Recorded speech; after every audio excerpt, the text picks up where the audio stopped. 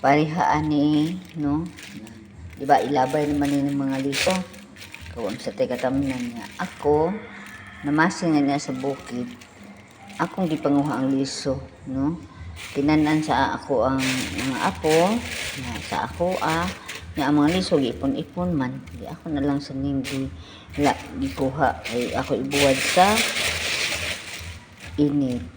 Dayon, ako dahil sa nisyang iluyong, no? Mamasin, mabot ang panahon, itanom sa yuta, no?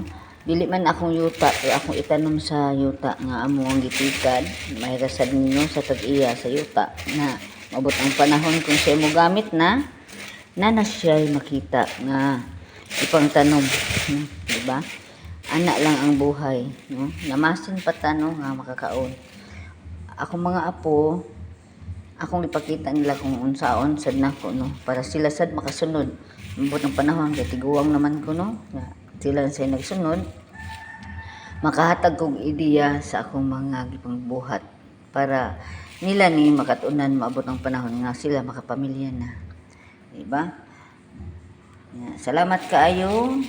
Salamat ninyong tanan sa pagsubaybay. Kanunay sa simpleng mga video nga akong gi-upload, nga akong ipakita diha kaninyo.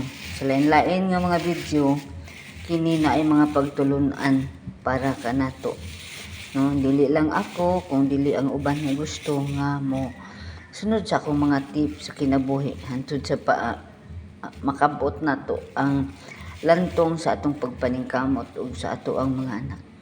Thank you and God bless you. I love you. I love you all.